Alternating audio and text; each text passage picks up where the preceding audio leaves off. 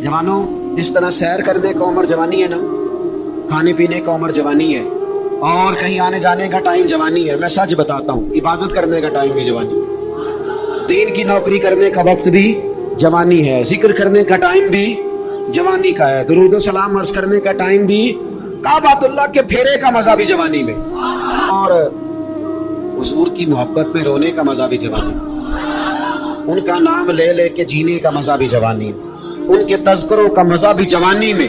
वक्त जाया न करें, इधर उधर ना गुजार। ओ जनाब, वो दोस्त, नौजवान, हो बेटे, आप यहाँ क्यों खड़े हैं? कहते हैं मैं टाइम पास कर रहा हूँ। तो मैंने कहा वो टाइम किधर से आया जो पास करना पड़ा? वो मुझसे पूछते, एक साहब कहने लगे आपका स्टेटस किस पेज पे होता है? मैंने कहा मुझे लगाना ही नहीं आता। लेकिन ना टाइम निकालना पड़ता है ना सीखने सिखाने को। तो मेरी राय ये है, जितनी देर ये काम करना है उतनी देर हुजूर की सीरत का कोई बाब क्यों ना पड़े, उतनी देर खैर के किसी काम में जद्दोजहद क्यों ना करे। लेकिन पता नहीं कहाँ उलझ गए लोग, वो कहाँ इल्म के जायके, वो कहाँ मोहब्बत की बातें, वो कहाँ लोगों का खैर तकसीम करना। तो हमने करना ये है, आज की इस नशिस्त में जो हमने सीखा कि हमने जल्दी से खैर जमा कर, अब हमने कोशिश करनी है कि ज्यादा से ज्यादा नेकियां शाम को हमारे दामन में। और जिस तरह लोग रात को सोने से पहले नोट नहीं गिनते, पूरे करते आज बचत क्या हुई, आज खर्च क्या हुआ, आज आमदन कितनी हुई, कुल मेरी आमदन कितनी है, इसमें मेरी बचत कितनी है, इस तरह रात को खैर जमा करके सो, कुछ ना कुछ नेकियां जमा। सहाबा फरमाते हमने ना असर की नमाज पढ़ी नबी पाक अलैहिस्सलाम के साथ, तो पहला मौका हमने देखा कि नमाज मुकम्मल करके ना सलाम फेर के तो महबूब तेजी से उठे और जल्दी से घर तशरीफ ले। ये इनफिरादी बात थी हमारे लिए, हमने ऐसे कभी देखा नहीं था। और थोड़ी ही देर के बाद करीम वापस भी तशरीफ ले आए। जिन्हों में सवाल थे कि महबूब इतनी तेजी से, और कभी रूटीन में ऐसा हुआ नहीं, रोजमर्रा नहीं ये मामूल। जल्दी से सरकार तशरीफ ले गए, तशरीफ ले भी आए। तो जहनों में तजस्सुस था, सवाल था कि ऐसा क्यों हुआ। तो महबूब तो जानते हैं ना गुलामों के ज़हन की सतह पर क्या उभरता है, वो क्या पूछना चाहते हैं, इनके नकूश पर कौन सी चीजें हैं जिनको पढ़ा जाए और उनके जवाब दिए। हुजूर तो जानते हैं ना। तो करीम महबूब फरमाने लगे तुम पूछना चाहते हो मैं कहाँ गया था और क्यों आया हूँ? इतनी तेजी से कहाँ गया? हुजूर फरमाने लगे मैं घर गया था, काशाना अक़दस में गया, कुछ सोना आया था माले गनीमत का, मैंने सारा बांट दिया, तो एक टुकड़ा सोने का बाकी बच गया था। नमाज पढ़ी तो मुझे ख्याल आया वो तो भी मेरे घर में पड़ा। तो हुजूर फरमाते मैं जल्दी से गया हूँ, उसे भी अल्लाह के रास्ते में खैरात करके आया। ये जल्दी से नेकी करती है, कहीं ये काम रह ना जाए। और एक रवायत में यूं भी है कि मैं नहीं चाहता था कि मेरे घर में पड़ा रहे और रात पूरी गुजर जाए, रात पूरी गुजर जाए, लिहाजा मैंने चाहा कि उसे जल्दी से इस नेकी को कर दिया जाए जिसके कहाँ पहुंचना है उसके। हाँ, मैं दोस्तों से कहा करता हूँ रमजान में किसी को राशन देना है तो रमजान से पहले दे दो, रमजान की नियत करके। इंशाल्लाह आपको यही बताएंगे मुफ्तियाने किराम कि रमजान से पहले भी रमजान की नियत करके दिया जाए तो अल्लाह ताला उतना ही अजर अता फरमाएगा। हाँ मना जी, वो इंतजार हो रहा है फलाना का, वो जी मैंने कर लिया था, ले लिया था, टाइम नहीं मिल रहा मुझे देने जाने का, उसकी क्या वजह है जी? इसकी क्या वजह? आपने काम करना है तो फिर उसे करें, फिर देर किस बात की? जो शुरू करना है उसे शुरू करें। जिसका इरादा है ना मैंने मस्जिद में झाड़ू देना करना है वो करे शुरू। जिसका इरादा है ना अज़ान मैंने पढ़नी करनी है तो करे ना शुरू। जिसका ख्याल है मैंने कुरान सीखना है तो कर दे शुरू, किसी का इंतजार ना करे। जिसका ख्याल है मैंने दीन को सीखना है शुरू कर दे। और जिसका दिल है ना महबूब की सीरत को पढ़नी है वो देर न करे, वो हुजूर के तज़किरे शुरू करे, वो तज़किरा पढ़ता जाएगा, रब उसकी रूह को तवानाई अता फरमाएगा, वो आगे बढ़े, वो सीखे, वो जद्दोजहद करे। ये प्रोग्राम बनाना, सलाह करना, मशवरा करना, बनाना, फिर तोड़ देना, फिर कुछ दिन करना, फिर छोड़ देना, इससे अब बाहर आ जाए। अब जद्दोजहद करें, अब जो बन पड़ता है उसे कर गुजरे। अब हमने इंतजार नहीं करना, देखना नहीं, अब जो खैर हिस्से में आती है दौड़ के उसे हासिल करना। अच्छा, इसका ये माना नहीं कि नेकी फटाफट कर गुजरे, जल्दी से नमाज पढ़ लें, ये माना नहीं बयान करता। मैं ये अर्ज कर रहा हूँ कि खैर करने में देर ना करें, जल्दी से नेकी अपनी जिंदगी में हासिल करें। मैं आपसे अर्ज करूँ, मैं बहुत सारे लोग देखता हूँ उनका ज्यादा वक्त मुशावरत में गुजरता है, और बिलखुसूस नौजवान नस्ल तो है ही मशवरों, मैं ये कर लूँ कि ना करूँ। और फिर वो ज्यादा मशवरे जो लोग करते हैं ना वो ज़हनी तौर पर ज्यादा उलझाव का शिकार होता है। किसी आदमी का ख्याल होता है ना मैं अच्छा लगना चाहता हूँ, अच्छे कपड़े पहन लेता है, फिर वो पूछता फिरता है कैसा लग रहा है, तो 99 लोगों ने कहा ठीक लग रहा है, सिर्फ एक ने कहा यार जरा ठीक नहीं से, वो क्या काम से, क्योंकि वो 100% नंबर लेना चाहता है। आपने जो करना है उसे शुरू कर दें। आप इतनी हिमायत की तरफ ना देखें कि सारे सपोर्ट करेंगे तो फिर ही आगे बढ़े। सारे कहाँ सपोर्ट करते हैं? कुछ लोग तो मलामत भी करते, कुछ तो बुरा भला भी कहते हैं, कुछ तो ये भी कहते हैं तूने ये क्या शुरू कर दिया है। लेकिन जेकर यार के नाम का मिले मेना ਹਾਂ ਉਹਨੂੰ ਝੋਲੀ ਪਾ ਲਈਏ ਪੁੰਜੇ ਸੁੱਟੀਏ ਨਾ। ਤੇ ਜੇਕਰ ਯਾਰ ਦੇ ਨਾਮ ਦੀ ਮਿਲੇ ਸੋਲੀ ਤੇ ਝੂਟਾ ਝੂਟ ਲਈਏ, ਝੂਟा झूठ लिए पीछे हटिए ना, फिर आप स्टार्ट कर दें। फिर क्या ये सारी उम्र सोचना, एक कदम आगे उठाया तो फिर पीछे कर लिया, तो दूसरा उठाया तो फिर पीछे कर लिया, तो मेरा इरादा है, तो मेरा प्रोग्राम है, तो मैं करूंगा, जो करना है उसे करें, फिर उसको स्टार्ट करें। मैं मशवरा कर रहा हूँ, बस कर दे मशवरा, जिस समझ निकलना है बस अल्लाह का नाम लेके उठ बांध कमर क्यों डरता है, फिर देख खुदा क्या करता है। अपने अंदर हिम्मत पैदा करें, अपने अंदर जद्दोजहद का मिजाज पैदा करें, अपने आप को किसी काम लगाएं। और मैं आपको जिम्मेदारी से कहता हूं, जो लोग काम लगे हुए होते हैं ना, वो डिप्रेशन से बचते हैं, टेंशन से बचते हैं, वसवसों से बचते हैं, बुरे ख्यालात से बचते हैं, लोगों के बारे में बदगुमानियों से बचते हैं, बदगुमानियों से बचते हैं। उनका ज़हन आहिस्ता आहिस्ता मुस्बत काज की तरफ बढ़ता है, उनका वजूद नफा बख्श हो जाता है, वो कुछ फायदा कर पाते हैं अपना, मिल्लत का, कौम का। जाया ना करें अपने आप को। हमें अल्लाह के कुरान ने कहा है कि तुम नेकियों में एक दूसरे से आगे निकल जाओ। कुरान मजीद कहता है दौड़ लगाओ, एक दूसरे से आगे निकलो, जरूर निकलो, लेकिन फरमाया फस्ताबिकुल खैरात, नेकियों में एक दूसरे से आगे निकल जाओ। बस तुम नेकियों में निकल जाओ आगे, खैर के कामों में, हसनात में आगे निकल जाओ एक दूसरे से।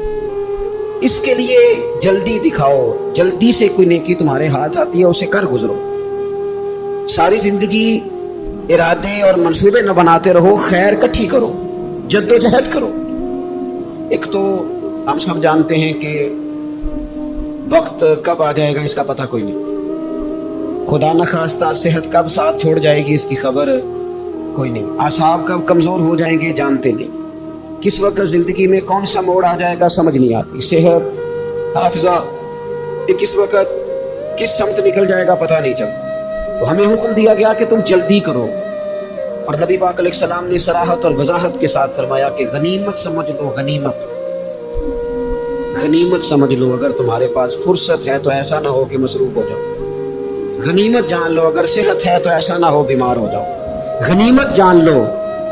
अगर तुम जवान हो तो ऐसा ना हो कि बुढ़ापा आ जाए, गनीमत जान लो। जिंदगी है, ऐसा ना हो कि मौत आ जाए। गनीमत समझ लो चीजों को, और अपने लिए हसनात जमा करो। मैं देखता हूँ बहुत सारे लोग ऐसे हैं जो खैर कर सकते हैं, लेकिन वो तो मंसूबा ही बना रहे हैं, बड़ी देर हो गई मंसूबा बना, प्रोग्राम बना रहे हैं। हमारे बुजुर्ग जो थे वो काम करते थे, दरख्तों के नीचे बैठ के करना पड़ा तो शुरू कर दिया, उन्हें किसी गली चौक चौराहे में खैर की बात करनी पड़ी तो उन्होंने कर दी।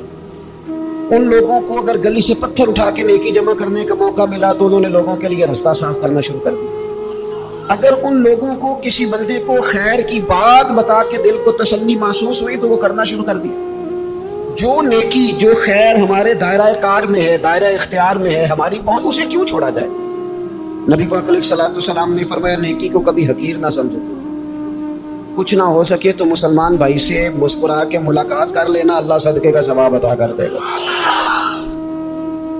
आपने काफी सारी माशाल्लाह सुभान अल्लाह कही है, पर ये मुस्कुरा के मिलना आजकल मुश्किल हो गया ये काम, क्योंकि ये दौर है नाराज लोगों का दौर, इसमें हर कोई किसी न किसी से नाराज है। तो मिल तो लेते हैं, मुस्कुरा के नहीं मिलते। मुलाकातें तो हो जाती हैं, लोग तो हर रोज एक दूसरे से मिलते हैं, पर ये दिल कम ही किसी से मिलते हैं। मिलते हैं लोग पर मिलते, जिंदगी में वो अजीब लम्हा था, वो मेरे साथ था पर मैं तन्हा था। लोग मिलते हैं पर मिलने को तैयार। हुजूर ने फरमाया नेकी को हकीर न समझो, कुछ ना हो सके तो जरा मुस्कुरा के मिल लेना। क्या माना है किसी से मिलना तो राजी होकर मिलना। ये जो मिजाजों में घुटन है तभी और बिला वजह की है, बास जगहों पे कोई उसका कोई शरी पस मंजर नहीं, कुछ नहीं, बिला वजह। नेकियों में जरा जद्दोजहद की जाए, कोशिश की जाए, हुसूले हसनात में कोशिश की जाए। हम ना बड़े सुस्त हैं, दुनिया के मामले में चुस्त हैं और खैर इकट्ठी करने में सुस्त हैं। जल्द अज जल्द आप देखिए हमारे बुजुर्गों ने बहुत ज्यादा काम किया, बहुत ज्यादा। उसकी वजह यह थी कि वो दूसरों के काम पे नहीं तवज्जो देते थे, अपने काम पे तवज्जो देते। आजकल हमारा ये मसला है कि हम नेकी इसलिए नहीं कर पाते कि हमारी अपने काम पे तवज्जो कम होती है, दूसरे पे ज्यादा होती है। नतीजा क्या निकलता है, दूसरे कई दफा आगे निकल जाते हैं और हम जो भी मंसूबे बना रहे हैं, प्रोग्राम तय कर रहे हैं, वो मामला पीछे रह जाता है। तो जिंदगी में जल्द अज जल्द खैर जमा करने की कोशिश करना। जल्द अज जल्द, इमाम बुखारी की उम्र 62 साल हुई है, اور قرآن مجید کے بعد وہ صحیح ترین کتاب امت کو دے گئی. تو بہت لمبی عمر نہیں, 62 سال عمر مبارک بھائی. کتنا ہمارے بزرگوں نے کہا, حضرت عمر بن عبدالعزیز کی عمر 39 سال ہوئی, پوری 40 نہیں. کتنی خیر بانٹی انہوں نے زمانے میں. کام نہیں کرتے, پروگرام نہیں بناتے, ہم خیر نہیں جمع کرتے. خیر جمع کرنے کا وقت تو ہے, فٹافٹ کر لی جائے. پھر تو اس طرح کا ٹائم آ جاتا ہے کہ انسان زیادہ نماز پڑھنا چاہتا ہے, نفل پڑھنا چاہتا ہے, اس کا وجود ساتھ نہیں دیتا. اس طرح کے اوقات آ جاتے ہیں کہ وہ کچھ خیر کرنا چاہتا ہے, پھر اس کے پاس موقع نہیں رہتا. وہ لکھنا, پڑھنا, پڑھانا, سمجھانا چاہتا ہے, پھر قواعد اتنے مضبوط نہیں رہتے. جدوجہد کی جائے, کوشش کی جائے, جلد از جلد. اللہ کے پیارے رسول صلی اللہ تعالیٰ علیہ وسلم نے فرمایا, صحیح بخاری میں حدیث موجود ہے, حضور فرمانے لگے جلد از جلد نیکیاں کر لو اس وقت سے پہلے کہ فتنے رات کے ٹکڑوں کی طرح تمہارے اوپر گریں گے. حضور فرمانے لگے وہ ایسا سخت وقت آئے گا کہ بندہ صبح مومن ہوگا تو شام کافر ہو جائے, شام مومن ہوگا تو صبح کافر ہو جائے. اور فرمایا لوگ دنیا کے بدلے اپنا دین بیچ ڈالیں گے. اس سے پہلے پہلے نیکی کر لو, قبل اس کے کہ الجھا دیا جائے ذہنوں کو, پریشان کر دیا جائے. کئی جگہ مسائل نہیں بنا دیے گئے, وہ چھوڑو دیے تو نفل ہے, چھوڑو دیے تو غیر مؤکد ہے. اعلیٰ حضرت فاضل بریلوی فرماتے ہیں جو نفل چھوڑتا ہے نا, ایک وقت آتا ہے سنت کے ترک کرنا شروع کر دیتا ہے. اور تارک سنت ایک وقت آتا ہے کہ واجبات کو چھوڑتا ہے. چونکہ وہ سیلاب اچانک نہیں آیا کرتے. پہلے چھوٹا سا سوراخ ہوتا ہے, دریا کے کنارے چھوٹا سوراخ ہوتا ہے, بند نہ کیا جائے تو بڑا ہو جاتا ہے, پھر اور بڑا ہو جاتا ہے, پھر وہ سیلاب بن جاتا ہے. کیا ہوتا ہے کہ جب ہم دیر کرتے ہیں, آپ دیکھ لیں دنیا داری میں لوگ کتنے آگے نکل گئے, کتنے دنیا داری کی جو چیزیں آئیں وہ غالب ہو گئیں. میں آپ سے پوچھ رہا ہوں, جتنے لوگوں کے پاس موبائل ہیں اتنے لوگ نمازی بھی ہیں. موبائل بعد میں آ کے غالب ہو گیا سب پہ, اور نماز آپ یہ ایوریج نکالے نا, جتنے لوگ فیس بک پہ ہیں اتنے لوگ دینی تعلیم کے میدان میں بھی ہیں, پڑھنے پڑھانے کا مزاج بھی رکھتے ہیں. جتنی نصیحتیں کرنے میں آج لوگ نکلے ہوئے ہیں, کیا اتنی خیر بھی دنیا میں بٹ گئی؟ جتنی جدید ٹیکنالوجی آ گئی سب ہم نے حاصل کر لی, بری بات نہیں, ٹھیک ہے, اچھی بات. لیکن سوال یہ ہے کہ وہ باتیں جو سالوں سے ہو رہی ہیں اور جو ہمارے دین کے فرائض میں شامل ہے ان پر عمل کب ہوگا؟ اور میں یہ بہت سارے لوگ ہیں نا دعوت دیتے ہیں کہ آپ تشریف لائیں, وہ اس جگہ پہ آ کے کچھ بات کریں, تو میں دوستوں سے کہتا ہوں تقریریں تو بڑی سن لی لوگوں نے, وہ زمانہ ہو گیا تقریریں کرتے سنتے. سوال تو یہ ہے کہ جو سنا ہے اس پر عمل کس دن کرنا ہے؟ وہ پہلا قدم جو عمل کا ہے وہ کس دن اٹھانا ہے؟ یہ کوئی گورکھ دھندا تو نہیں ہے نا کہ نشستن گفتن برخاستن. دیکھیں نا قرآن مجید کی آیات نازل ہوتی تھی, صحابہ دوڑ پڑتے تھے عمل کرنے کے. لن تنالوا البر حتى تنفقوا مما تحبون, تم بھلائی کو نہیں پہنچو گے جب تک اپنی پیاری چیز خرچ نہ کرو. تو یہ آیت ہم نے بھی سنی ہوئی ہے. میں آپ سے ہاتھ نہیں اٹھواتا, آپ خود اپنے آپ سے پوچھیں, میں اپنے آپ سے پوچھتا ہوں کب پیاری چیز لا کے خرچ کیا ہم نے اللہ کے راستے میں. لیکن جب نازل ہوئی تھی, عبداللہ ابن عمر کو گھوڑا پیارا تھا, انہوں نے فوراً لا کے پیش کر دیا تھا. حضرت ابو طلحہ انصاری کو باغ پیارا تھا, انہوں نے فوراً لا کے حضور کی بارگاہ میں پیش کر دیا تھا. ہم کب یہ کام کریں گے؟ ہم سن رہے ہیں, ہمیں آتی ہے, ہم آگے بڑھا رہے ہیں, لیکن جلدی سے صحابہ کا یہ مزاج تھا کہ جیسے ہی ان تک خیر پہنچی انہوں نے عمل کر کے دکھایا. جیسے نصیحت ملی اس نصیحت پر وہ عامل ہو گئے. امام جعفر صادق رضی اللہ تعالیٰ عنہ سے ایک شخص نے پوچھا, حضور میں دین کی خدمت کرنا چاہتا ہوں, تبلیغ کرنا چاہتا ہوں, کوئی طریقہ بتائیں. بہت سارے لوگ ہیں آج کل جو یہ چاہتے ہیں کہ جناب مجھے نہ کوئی آپ نسخہ بتائیں, کوئی سلیقہ بتائیں, میں دین کا کام کرنا چاہتا ہوں, دعوت خیر دینا چاہتا ہوں, کوئی طریقہ بتائیں. تو سیدنا امام جعفر صادق رضی اللہ تعالیٰ عنہ فرمانے لگے آسان طریقہ ہے, اور بغیر کسی فلسفے کے, بغیر کسی الجھی ہوئی گتھی کے, سلجھی ہوئی بات ہے, بالکل طے. تو دین کی تبلیغ کرنا چاہتا ہے؟ اس نے کہا. تو فرمانے لگے بڑا آسان نسخہ ہے, اگر تو دین پھیلانا چاہتا ہے, تبلیغ کرنا چاہتا ہے, تو دین پر عمل کرنا شروع کر. عمل کے بڑے اثرات ہوتے ہیں. عمل, حضرت باجید بستامی فرمایا کرتے تھے, جس نے ہماری خاموشی سے کچھ نہیں سیکھا وہ ہماری تقریر سے کیا سیکھے گا. یہ جو عمل ہوتا ہے یہ اتنی بڑی خاموش تبلیغ ہے, اتنی بڑی. امام جعفر صادق فرمانے لگے تو عمل کر, وہ تیرا عمل کرنا. آپ پڑھیں گھر میں نماز, آپ کے بچوں کو شوق ہو جائے گا. آپ کھولیں گھر میں قرآن مجید, آپ کے بچوں کا دل لگ جائے گا. آپ بیٹھے تسبیح لے کے کہ آج میں نے آدھا گھنٹہ محبوب کی بارگاہ میں درود و سلام عرض کرنا ہے, بچوں کی طبیعت لگ جائے. عمل جو ہوتا ہے اس کا فیض بٹتا ہے. نیکی میں آگے بڑھنے کی جدوجہد, کوشش کرنا کہ میں ذرا خیر کے کام میں آگے نکلوں. کیا کہا حضرت عمر نے؟ کبھی ہم سنتے ہیں باتیں، کبھی اس کی گہرائی میں اترو نا۔ سیدنا فاروق اعظم فرماتے ہیں میری ساری عمر دوڑ لگی رہی کہ میں ابو بکر صدیق سے نیکیوں میں آگے نکلوں، ساری زندگی میری دوڑ رہی، جد و جہد رہی کہ میں ابو بکر صدیق سے آگے۔ 2.5% زکوٰۃ ہے، عمر کہتے ہیں میں 50% لے کے آیا تھا، لیکن میں 50% پہ پہنچا تھا تو ابو بکر 100% پہ پہنچ گئے تھے، وہ سارا ہی لے آئے تھے۔ میری دوڑ رہی، جد یہاں بھی دوڑ ہے، میری عزت کرو، میرے آنے پہ کھڑے ہو جاؤ، معاذ اللہ میرا اکرام کرو، میں فلاں صاحب ہوتا ہوں، قبیلے میں، برادری میں، سوسائٹی میں، سماج میں یہ نام رکھتا ہوں، میں فلاں سیاسی، سماجی، فلائی، رفائی تعارف رکھتا ہوں، میرا فلاں معاملہ ہے۔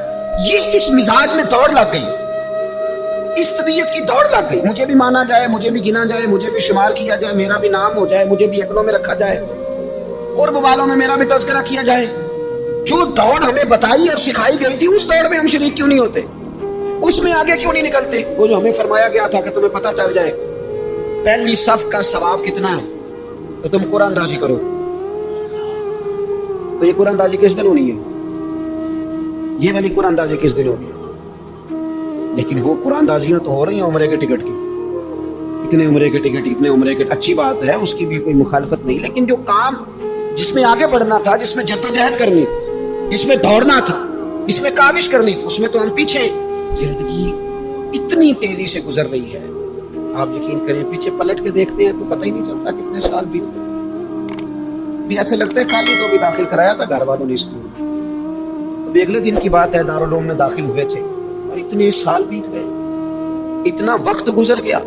ہم عجیب مزاج کے لوگ ہیں، یہ چاہتے ہیں کہ ہمارے بچے بڑے ہو جائیں، یہ نہیں چاہتے کہ ہم بوڑھے ہو جائیں۔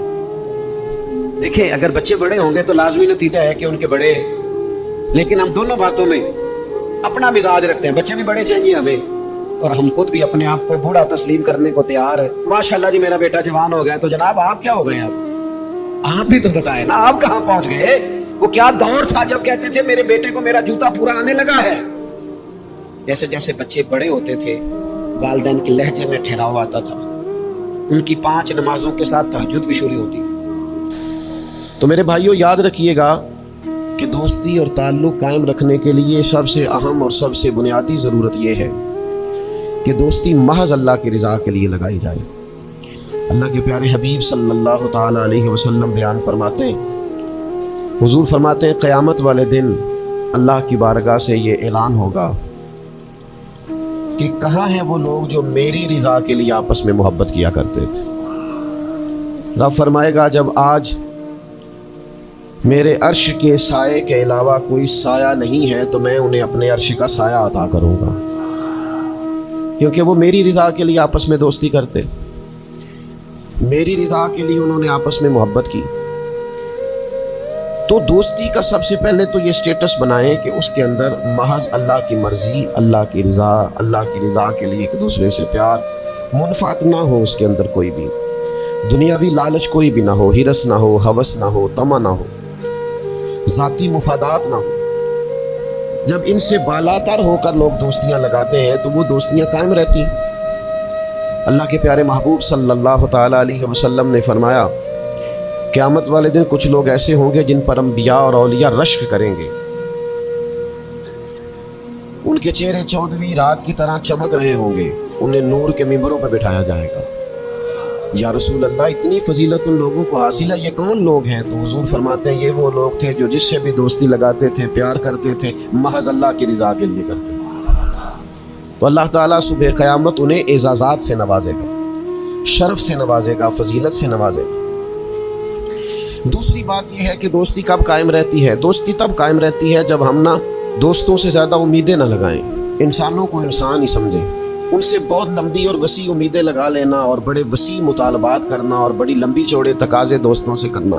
میں اکثر دوستوں کی خدمت میں یہ گزارش کیا کرتا ہوں کہ اپنے دوستوں سے کوئی مطالبہ کر کے انہیں آزمائش میں نہ ڈالو۔ تم نے اپنے ہی دوست کو لا کر پل صراط پہ کھڑا کر دیا ہے، بیچارہ اس طرف جائے کہ اس طرف جائے۔ ان سے کوئی ایسا مطالبہ کرنا جو ان کی پہنچ سے باہر ہو، ان کی حیثیت سے بڑھ کر ہو، ان کی طاقت سے زیادہ ہو، تو اس کا مطلب یہ ہے کہ آپ نے اپنی دوستی کو خود آزمائش میں ڈال دیا ہے۔ آپ اتنے لمبے چوڑے تقاضے نہ کریں, آپ محدود سا لوگوں کے ساتھ تعلق بنائیں. وہ جی میں اس کے اتنا کام آیا ہوں تو اب اس کو اس سے ڈبل آنا چاہیے, تو آپ نے دوستی کی نہیں, آپ نے تو تجارت کی. اگر آپ کی محبت ہوتی تو پھر تو آپ کا انداز اور ہوتا, جب تیرا حکم ملا ترک محبت کر دی, دل مگر اس قدر تڑپا کہ قیامت کر دی. تو یاد رکھیے گا کہ آپ حکم جب آ گیا, جب آپ محسوس کریں تو اس وقت پھر آپ اس چیز کو سمجھ جائیں. تو دوستیوں کو کبھی بھی آپ کٹہرے میں کھڑا نہ کریں, تعلقات کو کبھی بھی آزمائش کی بھیٹ نہ چڑھائیں. اس طرح کا ماحول نہ بنائیں جس میں آزمائش پیدا ہو, جس میں تکلیف بڑھ جائے, جس میں کرب کا احساس سامنے والے کو ستائے. کوشش کریں گنجائش رہے ماحول کے اندر, آسانی رہے, وسعت رہے. تیسری بات یہ ہے کہ اگر آپ محسوس کرتے ہیں کہ دوستی کو چلانا ہے تو پھر صرف اسی چیز کو نہ یاد رکھیں جو چیز آپ کو آج میسر آ رہی ہے اور آج آپ کو انکار ہو رہا ہے. اس سے پہلے جو دوستوں نے بڑی وفائیں کی ہیں وہ بھی تو یاد رکھیں نا. ہمارا یہ ماحول ہوتا ہے کسی بندے نے 99 دفعہ نیکی کی ہے, ایک دفعہ انکار کیا, تو ہمیں ایک دفعہ کا انکار تو یاد رہتا ہے لیکن 99 نیکیاں یاد نہیں رہتی. یہ بہت بڑی زیادتی ہے.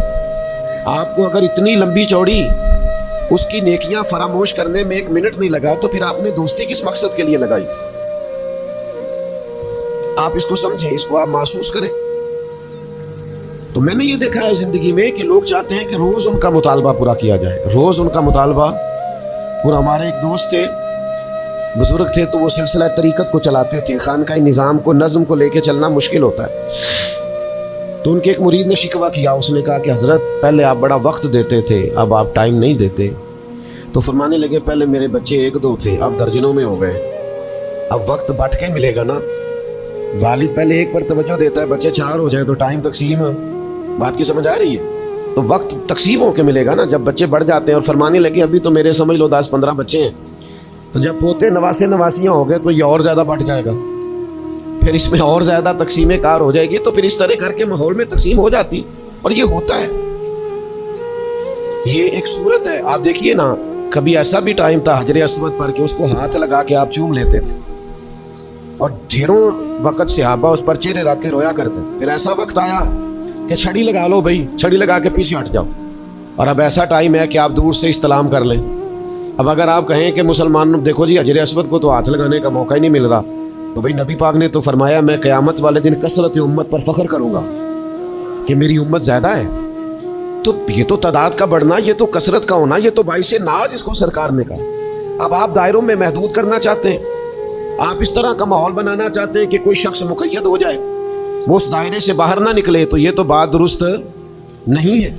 تو کوشش کرنے کا مقام یہ ہے کہ آپ دوسروں کے لیے بھی گنجائش پیدا کریں, دوسروں کے لیے بھی آسانی کرنے کی کوشش کریں, پھر تعلق برقرار. اور پھر آپ پچھلی نیکیاں بھی تھوڑی یاد رکھیں کہ اس سے پہلے اس نے بڑی نیکی کی, بڑی محبت کی, تو پچھلی نیکیاں بھی دوستوں کی یاد رکھیں. صحیح بخاری سے ایک حوالہ عرض کرتا ہوں.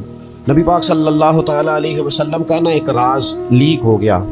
حضور مکہ مکرمہ پر حملہ کرنا چاہتے تھے, تو ایک خط لکھ کے دیا گیا ایک عورت کو کہ جا کے پہلے سے آگاہ کر دو مکے والوں کو کہ تم پر حملہ ہونے والا. اس عورت نے وہ خط اپنے بالوں میں چھپایا اور وہ نکل گئی. اللہ تعالیٰ نے محبوب پاک کو اطلاع دی. حضور علیہ الصلوۃ والسلام نے حضرت مولا علی کو 2 صحابہ کے ساتھ بھیجا. فرمایا مقام خاک پر تمہیں ایک بی بی ملے گی, اس کے پاس سے خط ہے جو کفار کی طرف جا رہا ہے, اسے گرفتار کرو, وہ خط لے لو اور واپس آ جاؤ. حضرت مولا علی شیر خدا رضی اللہ تعالیٰ عنہ وہاں پہنچ گئے, اس خاتون کو گرفتار کر لیا, اس کو کہا وہ خط لے. وہ کہنے لگی میرے پاس تو نہیں ہے, کوئی خط نہیں. تو حضرت علی فرمانے لگے چونکہ میرے نبی نے کہا ہے تو خط تیرے پاس ہی ہے. ہاں, ساڈے نبی دی زبان ساڈے واسطے قرآن, وہ زبان جس کو سب کن کی کنجی کہیں, اس کی نافذ حکومت پہ لاکھوں. خط تیرے پاس ہے. آپ نے تلوار نکال لی, فرمایا نکالتی ہے کہ نہیں؟ اس نے بال کھولے, خط نکال دیا. وہ خط جب کھولا تو خط لکھا تھا حضرت حاتم بن ابی بلتع رضی اللہ تعالیٰ عنہ, بدری صحابی. وہ خط لے کے آ گئے, نبی پاک کی بارگاہ میں پیش کیا. حضور نے خط کھولا, حضرت عمر کہنے لگے مجھے اجازت دے میں اس کی گردن کاٹوں, اس نے ہمارا راز فاش کیا ہے. کتنی بڑی بات ہے. قرآن مجید کی سورہ ممتحنہ اس وقت نازل ہوئی تھی جب یہ واقعہ ہوا تھا. اللہ کے حبیب علیہ السلام نے فرمایا عمر ٹھہر جا, اتنی جلدی نہ کر, اس بندے کی وفات تو دیکھ, یہ بدر میں بھی تلوار لے کے ہمارے ساتھ گیا تھا, بدری صحابی ہے. اس کی وہ بات یاد رکھ کہ بدر کے مقام پر جب کہ بڑا مشکل تھا کافروں کے سامنے کھڑا ہونا. ان کی 1000 تعداد تھی اور مسلمان بڑی عددی طور پر اس کثرت کا شکار نہیں تھے, صرف 313 تھے. اس موقع پر ان کے ساتھ کھڑا ہونا کوئی آسان نہیں تھا, لیکن یہ پھر بھی ہمارے ساتھ گئے تھے. تو حضرت عمر رضی اللہ تعالیٰ عنہ جب چپ کر گئے تو اللہ نے قرآن نازل کیا, کہا ہے ایمان والو یہودیوں اور عیسائیوں کو اپنا دوست نہ بتاؤ. تو حضور فرمانے لگے دیکھ لو عمر, اللہ نے اسے مومن کہہ کے پکارا ہے, اللہ نے بھی اسے. اب نبی کریم نے فرمایا بتاؤ یہ تم نے کیا کیا؟ تو عرض کی یا رسول اللہ صلی اللہ علیہ وسلم آپ میرا ظاہر باطن جانتے ہیں. جتنے بھی یہاں سے لوگ ہجرت کر کے مکے سے آئے ہیں نا, ان کا کوئی نہ کوئی رشتہ دار مکے میں ہے جو ان کے رشتہ داروں کا, بال بچوں کا, گھر والوں کا دھیان رکھتا. میرا وہاں کوئی بھی نہیں, اور مجھے پتا تھا آپ نے حملے کا ارادہ کر لیا ہے تو انشاءاللہ کامیابی اللہ نے مسلمانوں کو ہی دینی ہے. وہ کر کچھ نہیں سکتے. میں ان پر ایک احسان کرنا چاہتا تھا تاکہ وہ میرے بچوں کا اور میرے پیچھے گھر والوں کا تھوڑا خیال رکھیں. اتنی سی میری خواہش تھی. میرے نبی کریم نے ان کا عذر قبول کر لیا. فرمایا ٹھیک ہے آپ جو کہہ رہے ہیں بات ایسے ہی ہے, آپ کو اسلام کو نقصان نہیں پہنچانا چاہتے, آپ یہ چاہتے تھے کہ کوئی ایک نیکی ان پہ کر دی جائے تاکہ وہ آپ کے. تو اتنی بڑی بظاہر بات تھی لیکن حضور نے قبول کر لی. مانا کیا ہے کہ دوستوں کی پچھلی نیکیاں بھی یاد رکھنی چاہیے, ان کی پچھلی بھی خوبیوں اور پچھلے بھی معاملات کو تھوڑا یاد رکھنا چاہیے. ہم کیا کرتے ہیں, ہم کہتے ہیں جی اب وہ یہ نہیں کر رہا, بھئی تب کر رہا تھا نا تو تب کی یاد کر لو, تب کی یاد رکھ لو, اس وقت کی آپ خیال کر لیں. ہم کیا کرتے ہیں, ہم 99 دفعہ کسی نے نیکی کی ہے تو ہم کہتے ہیں 100/100 چاہیے. آج بھی یہ کرے گا تو پھر تو قابل قبول ہے. تو اس سے کیا ہوتا ہے, اس سے تکلف پیدا ہوتا ہے. ایک آدمی روز کیسے نیکی کر سکتا ہے؟ چوتھی بات یہ ہے اگر ہم چاہتے ہیں دوستیاں نبھیں تو اسلام کا ایک حسن ہے کہ اسلام دین اعتدال ہے. اسلام کہتا ہے چلو ہی ذرا معتدل ہو کے, پہلے ہی ذرا تھوڑا سا احتیاط سے چلو. ہم جب کسی بندے کے اوپر فدا ہوتے ہیں تو پھر پورے ہی فدا ہوتے ہیں. پھر تو جناب یہ بھی تیرا ہے, یہ بھی تیرا ہے, یہ بھی تیرا ہے. اور پھر جب بعد میں لڑائی ہوتی ہے تو چائے کی پیالیوں کا بھی حساب کرتے ہیں کہ وہ جو وہاں جاتے ہوئے چائے پی تھی نا اس کے پیسے بھی میں نے دیے تھے, لہذا وہ بھی میرے بنتے ہیں واپس کر. کورے ورک کتاب نہیں ہوندے, پتھر دل گلاب نہیں ہوندے, اور سجنا پہلوں ہی سوچ کے لائیں پھر یاراں نال حساب نہیں ہوندے. آپ سوچ سمجھ کے دوستی لگائیں, تعلقات کو سوچ سمجھ کے لے کے آگے چلیں. نبی پاک صلی اللہ علیہ وسلم نے فرمایا وقفے سے ملا کرو محبت بڑھتی ہے. تھوڑا نا وقفے سے ملا کرو, اس سے محبت بڑھے گی. یہ جو بہت وارفتگی ہے نا, بہت وارفتگی ہے, بہت جوش ہے, تو اس کا نتیجہ یہ نکلتا ہے کہ جتنی زور سے گیند دیوار سے لگتی ہے پھر اتنی زور سے ہی گیند واپس آتی ہے, اس کے نتائج ٹھیک نہیں نکلتے. تو عرض یہ کرنا چاہتا ہوں کہ اعتدال میں رہیں, معتدل رہیں, آپ اس حد سے تجاوز ہی نہ کریں. میرے پاس یہاں ایک دوست آئے تو مجھے کہنے لگے کہ میرا دوست بڑا اچھا تھا, بڑا نائس تھا, بڑا بہترین تھا, بڑا پیارا تھا, میرے ایک دوسرے دوست نے اسے خراب کر دیا. تو میں نے کہا وہ دوسرا دوست, میں سمجھا نہیں. کہنے لگے یہ میرا پرانا دوست تھا جس نے اسے خراب کیا, اور جسے کیا وہ نیا تھا 2-4 سال. اس کی میں نے دوستی لگائی تھی, اب وہ دونوں ڈائریکٹ ہو گئے اور مجھے انہوں نے بیچ میں سے نکال دیا ہے. تو میں نے کہا یہ تو اکثر ہوتا ہے, پہلی دفعہ تو نہیں ہوا, اس طرح تو 1.5 دفعہ ہوتا ہے. کہنے لگے میں کروں کیا, میں نے بڑا شور کیا ہے, ان کو اپنے احسان بھی یاد کرائیں پر وہ مانتے نہیں. میں نے کہا اب حل ہے نا, تھوڑا چپ کر جا کچھ عرصے کے لیے, تھوڑی خاموشی اختیار کر. جو چپ کر جاتا ہے وہ بھی بچ جاتا ہے. اگر تم چاہتے ہو کہ یہ دوستی پھر سے بحال ہو جائے تو زیادہ شکوے نہ کرو, زیادہ شکایتیں. ہم بعض اوقات اعتراضات اتنے کر بیٹھتے ہیں, شکوے اتنے کر بیٹھتے ہیں, اپنی زبان سے باتیں اتنی نکال بیٹھتے ہیں کہ دوبارہ پھر دوستی کا بحال ہونا ممکن ہے. ایک حدیث یاد رکھیں گے اگر سناؤں آپ کو. نبی پاک صلی اللہ تعالیٰ علیہ وسلم نے فرمایا کسی سے دشمنی بھی کرو تو اعتدال سے کرو, ہو سکتا ہے کل کو وہ تمہارا دوست بن جائے. اور فرمایا کسی سے دوستی بھی کرو تو اعتدال سے کرو, ہو سکتا ہے کل یہ دشمن بن جائے. دوستی اور دشمنی میں یہ جامع ترمذی میں حدیث, اعتدال کا رستہ نہ چھوڑو, معتدل رہو.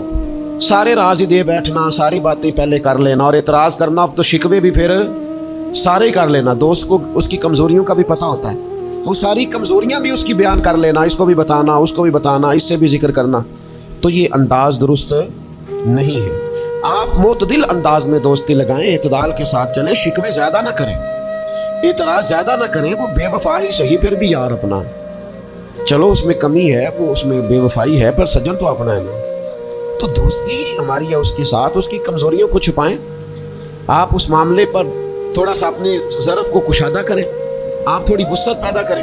हम समझते नहीं चीज़ों को, हम गौर नहीं करते, उस खास अंदाज में चीज़ों को नहीं लेते जिस अंदाज में चीज़ों को लेना चाहिए। हमारी ज़ाती कमज़ोरियाँ होती हैं और हम उन कमज़ोरियों का दूसरों पे डाल देते हैं, कहते हैं वो बेवफा निकल आया। भाई आप भी हद से ज़्यादा फरेश्ता थे, अब आप ही हद से ज़्यादा एतराज़ कर रहे हैं। तो हुजूर ने फरमाया जिसकी तारीफ़ कर लो फिर दोबारा उस पर कभी तनकीद कर क्यों बैठे हैं, तारीफ़ तो ख़त्म हो गई बात।